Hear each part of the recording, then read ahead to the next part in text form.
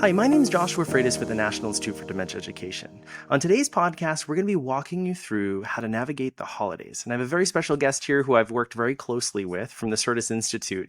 Theda, can you tell us a little bit about yourself and your role? Certainly. I am the Director of Education and Training for the Certis Institute and a certified life coach, specializing in those on their dementia journey as well as their caregivers, care partners. Awesome. And I'm going to do a plug for you, Theda. Theda does virtual caregiver coaching with families, and every family I've talked to that's kind of crossed paths with her has reached out and told me how impactful that is. So I'm really excited to ask some questions and things that she's seeing in her groups and her caregiver coaching classes. So, with that being said, Theda, what is kind of a theme that you might be seeing this year that you think is important for people to consider when they're bringing their loved one home or working with a loved one with dementia? Watching the amount of stimulation we have, and we certainly want to have stimulation and have those reminiscent conversations, but being mindful not to overstimulate someone. And that can be created by a number of things. Location of the festivities, just what we're doing in that moment, and things going on in the background. Awesome. And one thing I have to just pick up on this is there's something called the cocktail party theory, which is when there's noise around, it can be distracting. And you and I, as being neurotypical people, we can block that out. For somebody with dementia, they can become very distracted. With that, though, Theta, if a family notices that their loved one is becoming distracted at the meal table or something, what would you suggest that family kind of do to kind of pivot what's going on? What kind of suggestions would you give them? To start with being mindful of what's happening around them. Do you have music playing in the background? Because that might be distracting. Your loved one may want to sing along with that. Is there a dog barking or are a number of people talking?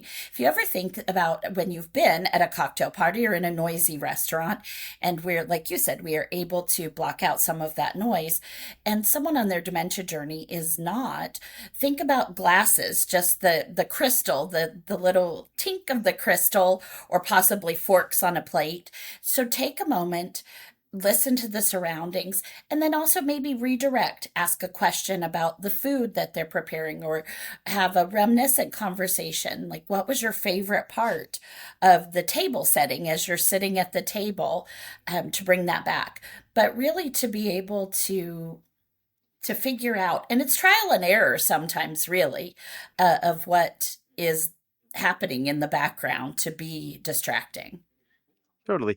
One thing that I think that's important too to touch upon, Theta, is remembering that even though the person might have had dementia last year, this year might be different. So can you give some like maybe coping tools or how to stay positive during that? Because we can very easily get caught up in that negativity of, oh, this has happened or they've lost this. But what are some ways that you can stay positive around that? I think the very first thing that we need to do, or as care partners or caregivers for their loved one, is be prepared. Think this through. Talk to your family ahead of time. Don't just expect the scenario to go as you anticipate it to. If you have 10 people talking at one time, that can be overwhelming. Maybe stagger the number of visitors that you're going to have and when they attend. Also, we teach people, meet someone at eye level, introduce yourself, and then give a compliment. So, hi Josh, it's me, Theta. I'm so excited to be here with you today for Christmas. So, giving that clue, of who you are and getting down at eye level. But in addition, thinking about the time of day that you're doing this. We know there are times of day that are more irritating or have more agitation. And so maybe doing things early in the morning or midday versus evening, that can really make a huge difference for someone with dementia.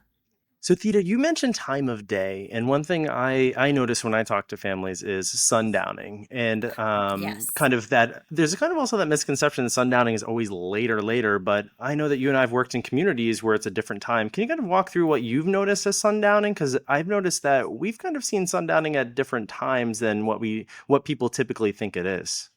So people typically think that's when the sun goes down, is when you'd see sundowning. And you may see increased confusion, increased agitation. Those things can really happen. That it's due to chemicals in our brain. We see them in some communities as early as 1:30 p.m., 2 p.m. So that's when we say these things. It's not have dinner at 5, but really plan to have dinner maybe at noon or at 1 for Christmas Day, and let them get back to a normal routine by 2 or 3 p.m. The other piece of this we don't consider, Josh, I think that's so important, is that people with dementia need a chance to rest. We know during all of the festivities we get tired, but for someone, they're really using all of their skills and their coping mechanisms essentially to get through the festivities and all of the excitement. So giving them a chance to rest in between, having a place where they can go and sit or lay and be quiet and relax just for a little bit is also so important. Awesome. And I know that we're talking a lot about the actual event of the day, but I think that holidays is the time of season. So can you give some It tips and is. suggestions of the lead up? How do you engage them in the holidays and the preparation and kind of getting ready for the big day? I think far too often we think about what people cannot do versus what they still can do. And we really need to reverse that thinking. It's about what can people still continue to do. And so some of the things that speak volumes to me, decorating the tree. No, you may not want to put out glass ornaments or to have ornaments that look like food, for example, that someone might try to eat. Or I always think of the wax fruit that was on the table at my grandma's house. As a kid, you were like, oh, that looks delicious. Well, someone on their dementia journey might also be enticed by that. But really, letting them decorate the tree, that brings back that feeling of nostalgia. Talking about the lights, maybe the importance of a star. Some people had an angel. Letting them hold an ornament that has special meaning to them. Those That's all so important. Something else for me that is huge is music. Music can change the way we feel so quickly. So just maybe singing one or two holiday songs that they know the words to, or just humming along, really can change a feeling and bring back that reminiscent piece of your soul, real in a lot of ways. I love that you bring up a term, habilitation, kind of the whole idea of focusing on what that person can still do and Yes. really empowering for meaning and purpose. One thing I think that's also important is how do you simplify a holiday? We know that holidays can be really, really Yeah. big, really, really lots of stuff, a lot of things. How do you condense that or simplify it? Can you give some examples? I think, firstly, we have to kind of look internally. Are we doing things for ourselves to uphold traditions, or are we doing them to best suit our loved one on their dementia journey? So simplifying it, some of the things that I touched base on with the ornaments, or when we used to visit, I know we would go to different houses throughout and visit different people. Maybe keeping it just to one location. Honestly, a familiar location is best. It can be very confusing for someone on their dementia journey to go into a new home, or if they live in a community, to go to a home that they formerly lived in and see maybe their old bedroom. Those things can be agitating. So to consider maybe moving your holiday celebration to the community they live in. Other things, I think I mentioned it earlier, is having people come and visit in small groups. So maybe you have 5 children, but having them come as nuclear families to visit at an allotted time. There's a lot of things that way that we can simplify. Also, not stressing out about the gift giving piece. We tend to always the noise and the excitement of gift giving. Um, but that's just a small piece of it. And so to recognize it doesn't have to be everyone around the tree to exchange gifts, that we can again do it in small increments, small doses. Now, there's a lot about eating during the holidays, and I know dignity is a big thing we talk about. Can you talk about things like I've heard you talk about different things instead of bibs and napkins, Uh, and other things from even the words we use or correcting somebody with dementia. Can you kind of walk us through that kind of dignity lens? so, giving someone on their dementia journey dignity is so important, and the words we use make such an impact. Really thinking about if someone needs assistance with eating, if I ever hear the term feeder, it just drives me crazy because someone needs assistance with eating. And that can look a lot of different ways that they may need, larger handled utensils or a plate guard. A dining scarf. I'd much rather wear a dining scarf as an adult than have someone say I need a bib. And we sometimes say that jokingly, but it does have a negative connotation. Some of the other pieces, as our dexterity is lessened, the ability to maneuver our hands, people may tend to eat with their fingers. So keeping that in mind, the food we serve, there's amazing plethora of muffin meals on the internet. You can just look up a Well, tell muffin us meal. more about what a muffin meal is. Okay. I'm like, that's exciting to me. You can create things from a muffin meal. I know at Thanksgiving, I recommended to a family, they always ate cornbread stuffing. So they used a cornbread mix. They put turkey, just chopped up some vegetables into that. And it was easy. And they didn't, I said, give it a minute. Let them eat the stuffing, the other stuffing. If they need to use their hands, it's okay. And it made a difference. The other piece that we need to consider is mirroring. Many people do what they see. So someone may be upset. My mom's using her hands to eat her food. Well, what were you eating? Well, tacos. You were using your hands. So instead, you want her to use a fork, you use a fork because you mirror what you see. And also the muscle memory in that, because once you get started, sometimes it clicks in your brain. Oh, that's what I want to be doing. And you bring up such great things on like etymology, the use of words and Oh, psychology, which we could have a whole nother segment on it. But the one thing I have to say is when I see you work with families, the power of a word makes such a difference. And I do want people at home to think about that this holiday is one thing that you keep bringing up is journey. It's a journey, not their disease or dad, it's your dementia. You're not remembering because you're dementia. Those are not always things. You got to meet them where they yeah. are. But one thing I think would be important, I know you helped coach a lot of families on this, but how do you get to saying yes instead of no, or tell them no, don't do this, no, don't do that, no, don't do this? Can you give some tips on how to change that to more of a yes phrase? There's several ways, but I think first and foremost, we have to not be afraid for things to, we have to make a mess or to break something. That those are sometimes, often possibilities, but are we taking the experience away? And then kind of look internally. For me, I think what I want someone constantly telling me, especially my children or my spouse, no, you can't. No, I wouldn't. So finding ways to turn that into a yes, but also give alternatives. So, hey, why don't we, instead of this, let's do this? And a big piece for all of us, I refer to them as fiblets. Someone gifted me that word many years ago. But a big piece is thinking of that, and I call it for myself damsel in distress syndrome. We so many times want to be right because we know we're right, or we don't need help with this. I can do it very easily. Wrap a gift. I can wrap a gift and it's going to be beautiful. Instead, it's finding those moments that I really need help setting the table, or I really need help to mix these biscuits, and it's something they still can do.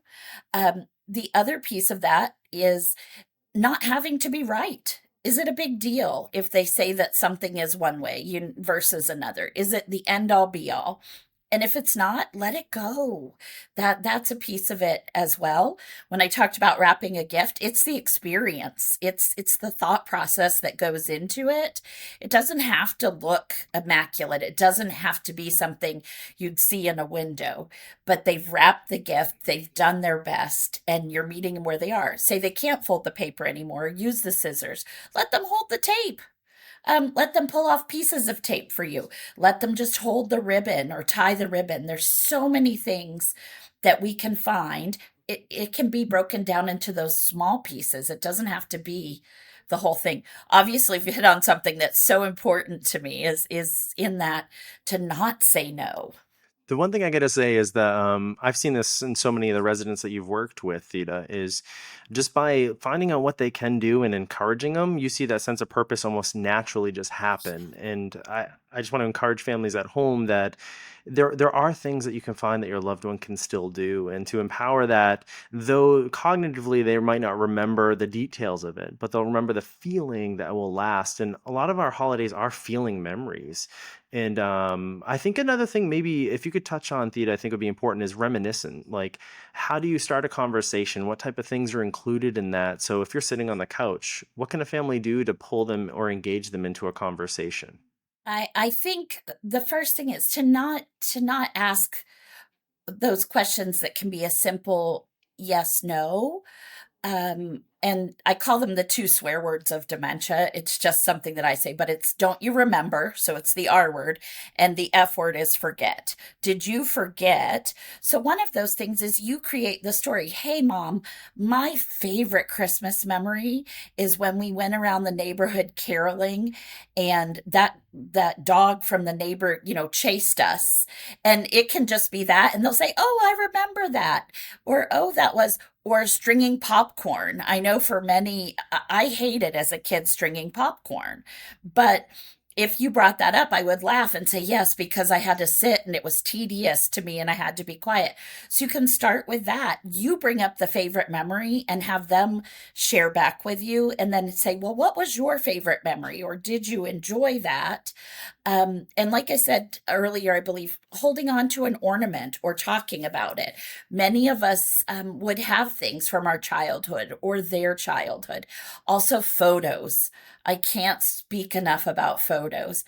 Photos can make such a difference. Looking through a photo album of old photos and just having those moments that there you are or there's grandma can really just change the dynamic. I love that. And I have to say thank you, Theta. I know that so many families come to me and also our residents and they're like, Thank where's you. that lady? Or the families say that you've changed kind of the way that they think about things.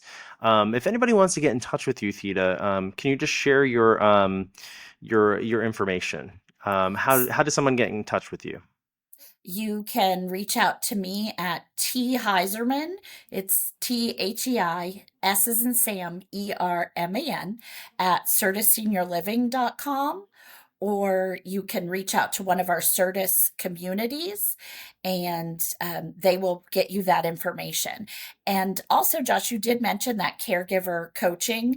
I would really encourage people. We do a virtual session of caregiver coaching once a month. It's on Zoom, and you don't have to be part of Certus communities. We want to be able to impact everyone, give them creative tools on making this dementia journey better and easier for their loved one and for themselves. So also maybe if they have interest in that, reaching out.